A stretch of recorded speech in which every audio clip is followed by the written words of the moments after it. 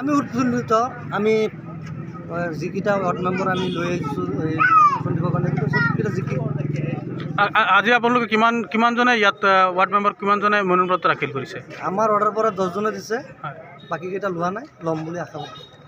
আপোনালোকে এইবাৰ কেনেকুৱা আশাবাদী? সংখ্যালঘু যিহেতু সংখ্যালঘু অধ্যুষিত অঞ্চল, আপোনালোকক ৰাইজে আদৰি ল'বনে? ল'ব মানে লৈ ল'লে অলৰেডি। অসম গণ পৰিষদ আৰু বিজেপি মিত্ৰজোঁটত ইতিমধ্যে নিৰ্বাচনত অৱতীৰ্ণ হ'ব বুলি হৈ আছে, ইতিমধ্যে নমিনেশ্যন দাখিল কৰিছে।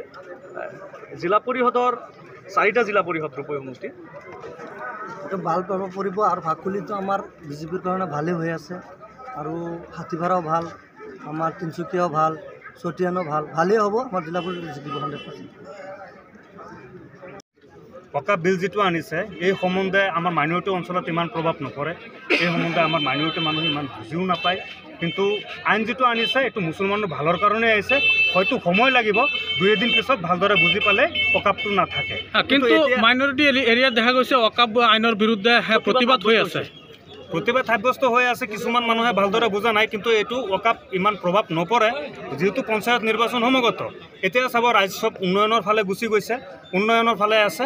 এতিয়া আমাৰ ভাৰতীয় জনতা পাৰ্টি অসম গণ পৰিষদ দলৰ মিত্ৰজোঁটৰ প্ৰাৰ্থীকেইটা নিশ্চয়কৈ জয়ী হ'ব। প্ৰতিটো গাঁও পঞ্চায়তে আমি এই প্ৰেচিডেণ্ট বনাবলৈ সক্ষম হ'ম আৰু প্ৰতিটো ৱাৰ্ডতে আমাৰ ভাৰতীয় জনতা পাৰ্টি অসম গণ পৰিষদ দলৰ সমৰ্থক প্ৰাৰ্থীসকল জয়ী হ'ব বুলি আমি আশাবাদী।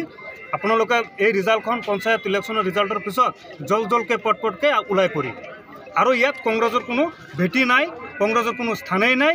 কংগ্ৰেছ দল এবাৰ বেয়াকৈ ৰূপৈহাট সমষ্টিত হাৰিব, এইটো আমাৰ দীৰ্ঘ বিশ্বাস। ভাৰতীয় জনতা পাৰ্টি অসম গণ পৰিষদ দল নিশ্চয়কৈ জয়ী হ'ব। আপোনালোক ওয়াকাব আইন সংশোধনী বিধেয়ক আনাৰ পাছতো আপোনালোক বিজেপিৰ হৈ কাম কৰি আছে? নিশ্চয় কৰিম। ওয়াকাব বিল আমাৰ সংখ্যালঘু মানুহৰ মাজত ইমান প্ৰভাৱ নপৰে, এইটো ভালৰ কাৰণে আনিছে, হয়তো 2 দিন পিছত ভালদৰে মানুহে বুজি পালে হৈ যাব।